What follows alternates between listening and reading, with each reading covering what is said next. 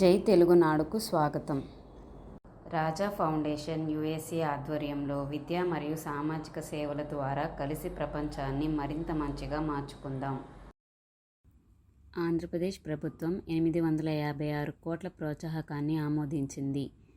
Korea షిన్యూప్ electronics భాగస్వామ్యంతో Syrma SGS భారతదేశంలోనే అతిపెద్ద పీబీసీ ప్లాంట్ను ఏర్పాటు చేయనుంది. పురాతన అనంతపురం భారతదేశం యొక్క తదుపరి రక్షణ తయారీ కేంద్రంగా ఎదుగుతోంది. ముఖ్యమంత్రి నారా చంద్రబాబు నాయుడు గారు పర్యాటక శాఖ అధికారులను వరల్డ్ డిస్నీని సంప్రదించి అనంతపురం సమీపంలో డిస్నీ వరల్డ్ సిటీని ఏర్పాటు చేసే చర్యలు ప్రారంభించమని ఆదేశించారు. అమరావతిలో అమర్ జీవి స్మృతి వనం పునాదిరాయి వేయబడింది. శ్రీహరికోటలోని సతీష్ ధావన్ అంతరిక్ష కేంద్రం ఎస్హెచ్ఏఆర్ వద్ద 3వ ల్యాండ్ ప్యాడ్ టిఎల్పి డిజైన్ రేఖాచిత్రాలను ఆవిష్కరించారు. ఆంధ్రప్రదేశ్ ట్రాన్సికోలు జిల్లా మూలపేట పోర్టు సమీపంలో కొత్త థర్మల్ పవర్ ప్లాంట్ ఏర్పాటు కోసం డిజైన్ ప్రైవేట్ లిమిటెడ్తో డిపిఆర్ సిద్ధం చేస్తోంది.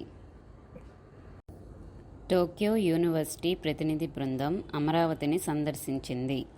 ప్రపంచ స్థాయి విశ్వవిద్యాలయాన్ని ఏర్పాటు చేయడానికి పలు భూస్థలాలను పరిశీలించింది.